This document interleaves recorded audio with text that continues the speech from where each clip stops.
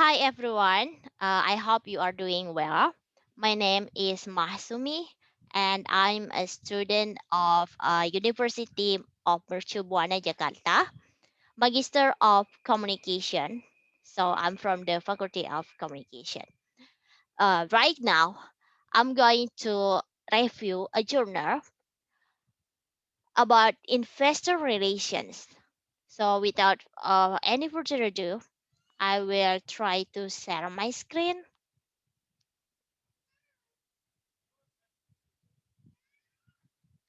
Okay, great.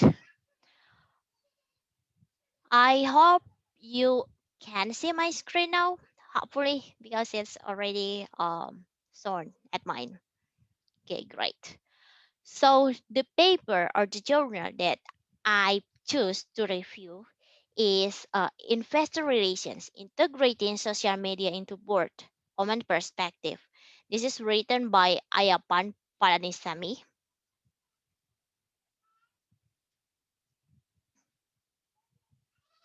There's a technical problem. Okay, great. So I got this journal from European Journal of Business and Management. This is a part of Business Faculty, Department of Business and Economics, Modern College of Business and Science. So it is affiliated with University of Missouri, US. Now let's get started with the background. In light of an outbreak of high-profile corporate scandals and most recent financial crisis over the last decade, there has been increased public outcry over how corporates are governed, on the role of regulators in ensuring corporates are meeting the minimal compliance rules and guidelines. Shareholders have lost confidence and trust in management and the board of directors. As results, shareholders have begun to demand more involvement in corporate affairs. So, how to be involved more in the corporate affairs? The only way is to be updated in every status more often. So one way to do that is through the corporate blogs and social media sites to communicate with members of the investment community. It has been grown in recent years, and it even tends to show that they have abandoned traditional media outlets for release of the earning announcement. They just go through with the social media to announce the results.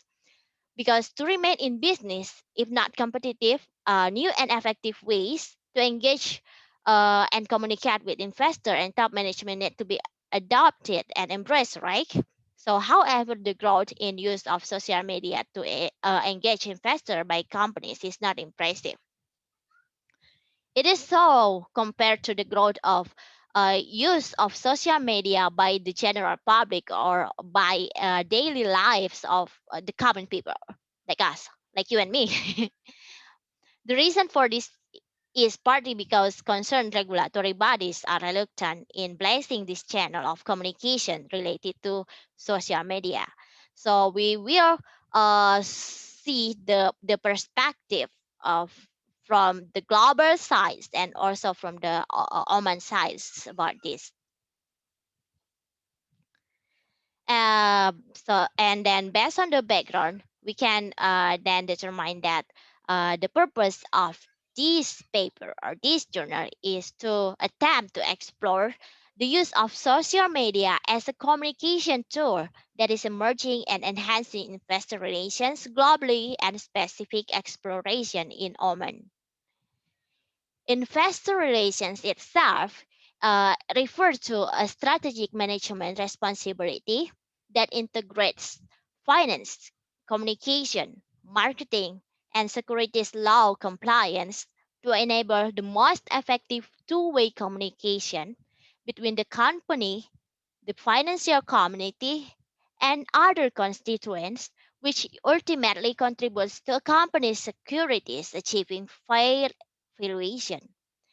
Dialogue with investors has become important as companies compete for attention and face various corporate governance challenges. Social media is taking the lead as a new way of engaging with investors. More and more companies then are using this channel to communicate and interact with investors. Social media has created new challenges for regulatory bodies to establish comprehensive set of rules and guidelines. That's why we want to try to see this with our purpose. Next, the theory and literature review. Actually, I have seen a bunch of theories and also literature reviews from these journals, but I will just elaborate four of them. The first one is the theory of modern capitalism by Laskin in 2010. The theory assumes that all relevant information about the company and its performance is publicly available. All market participants have equal access to such information on a timely basis, and all investors are rational and capable of evaluating the information available to them. To ensure that this theory of modern capitalism survives, investor relations role is to ensure proper dissemination of information from the company to all market participants. The second theory is actually not a theory, but it's a survey from Goldstein established in 2011. It has also been suggested that investor relations is founded on both financial and public relations knowledge.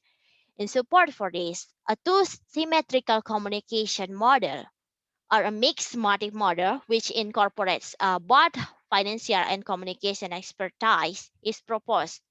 This will ensure dialogue between the company and the financial community with the aim of enhancing mutual uh, understanding or agreement and long-term relationship.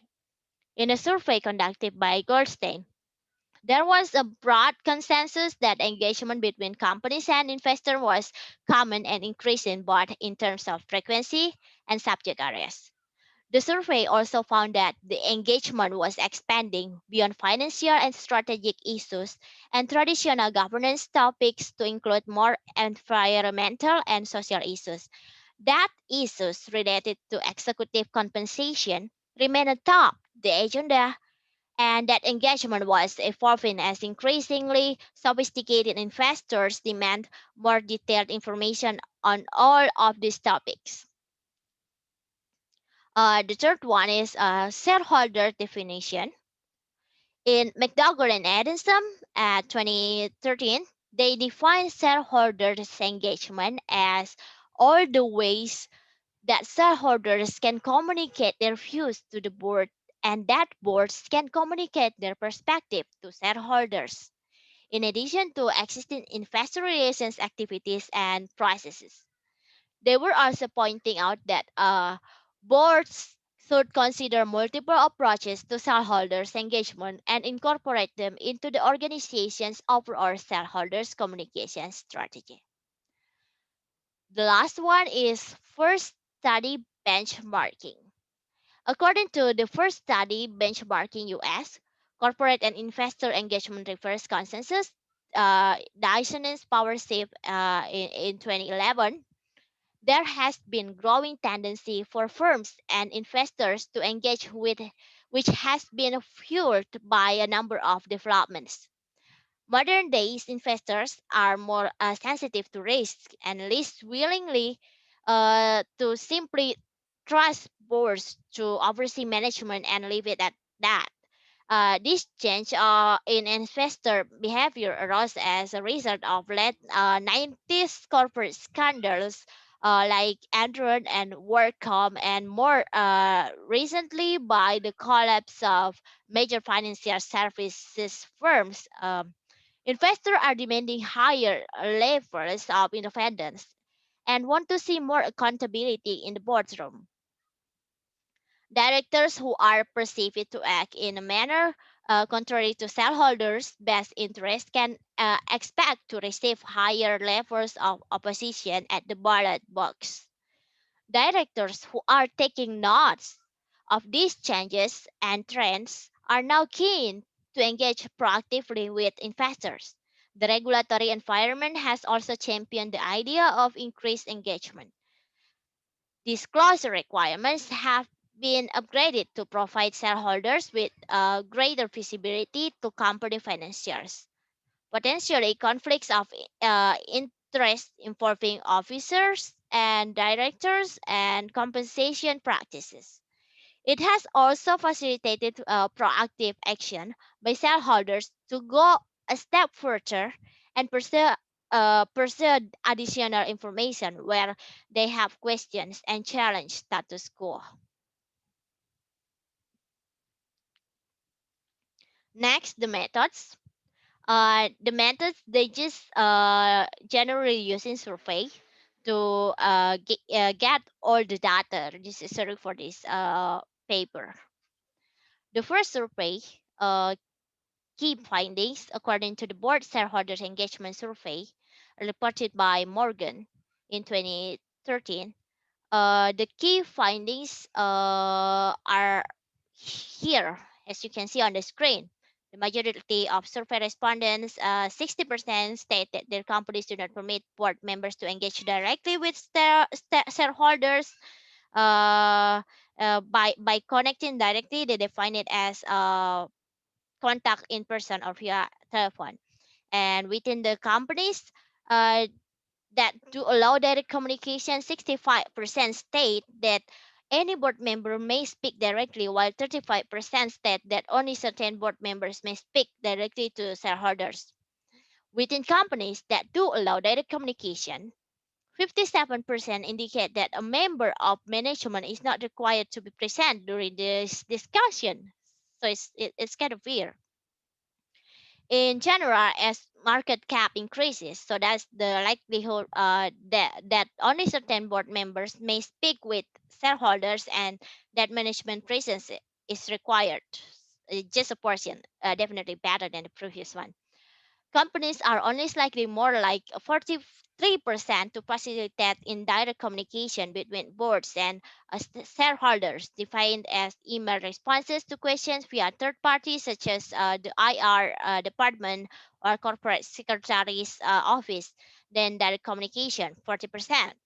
The most likely venues for direct interactions between board members and shareholders are annual meetings, 49%, through the proxy voting arms of institutional shareholders, 11%, during non-deal roadshows or one-on-one meetings, 9%, and at analyst days, around 8%. The second survey, according to group at 2030, the key findings are majority of investors relations IR.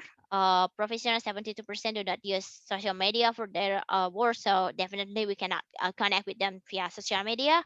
And almost half, 49% of respondents who do not currently use social media for IR plan to reassess the issue within the next 12 months. The reason SEC guidance on the topic is driving factors in determining reassessment.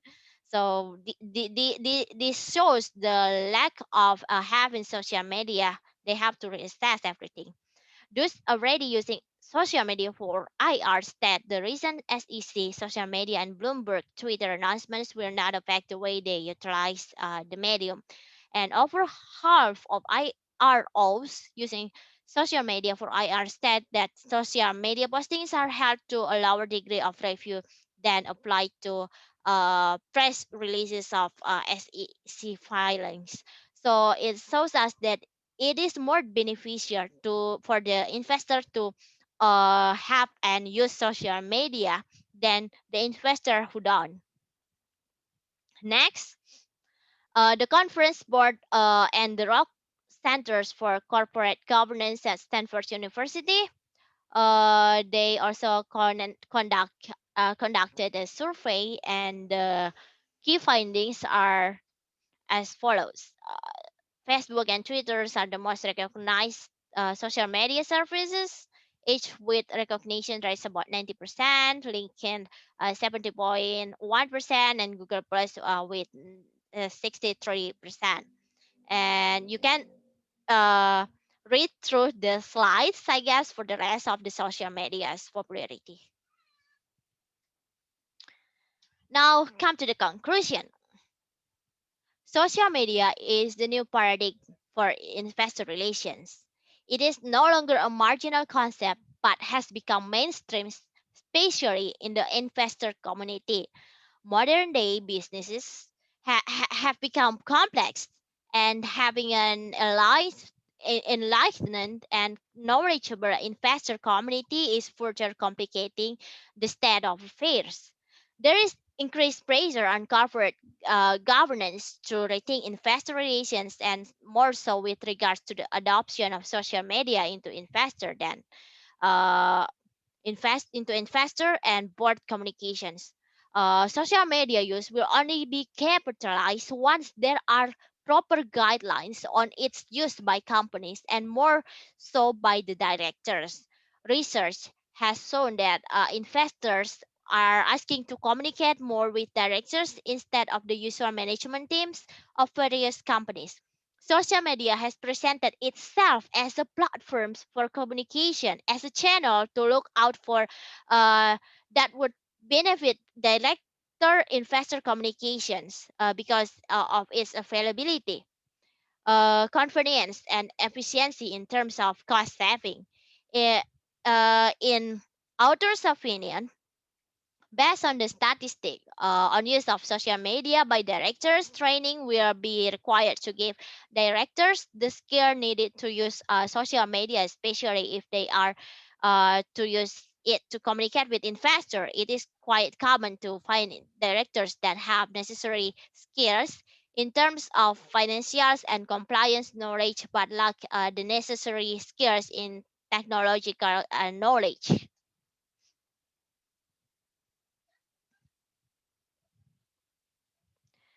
Uh, I also have gathered some points here to be discussed based on the paper. The first one is there is a growing belief that social networking will become increasingly important to investor engagement activities.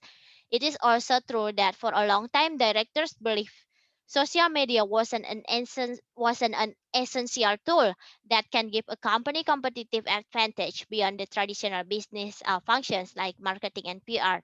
But this is changing as companies are beginning to incorporate into investor relations. The statistics provided are very compelling and imply something needs to be done to accelerate appreciation of this new communication channel, more so with regards to regulation and development of social media strategy in investor relations. My personal opinion is that we have to establish like a procedure in our company to regulate how to use the social media. So I think this will be helpful to close the gap that might be arise to the use of the social media. The U.S. Securities and Exchange Commission have spearheaded this by giving a green light for companies to disclose information via social media. So there already been some use of social media in the U.S. and it is allowed. The rest of the world needs to catch up. However, more rules and guidelines are required that would direct companies on how they should use this platform. Also, aspects of risk that are brought about by social media need to be addressed with regards to company liability and more so directors' liability. It is only through this that social media will be capitalized by companies and the board in an effort to reach out to investors, both existing and new. And the last point is for Oman. They try to catch up to US, and I think the rest of the world have to be like that also. Some companies are using social media very effectively from a business to consumer perspective, and social media are starting to affect the investor relations efforts of public companies as well. The principle on how social media can and should be used by a company's management team for IR is still being written. However, in the not too distant future, this new paradigm will be an integral part of every public company's communication efforts. It is still at the early stage, and there are lots of opportunities and challenges for stakeholders to face in the corporate sectors. That's it for me. If you have any question, I don't know, you can reach out to me, I guess. So thank you very much for your time to see my presentation on this research paper review. I hope it can be useful to you somehow. I hope so because I found it useful for myself. Thank you very much. See you guys. Bye. I hope you stay safe wherever you are.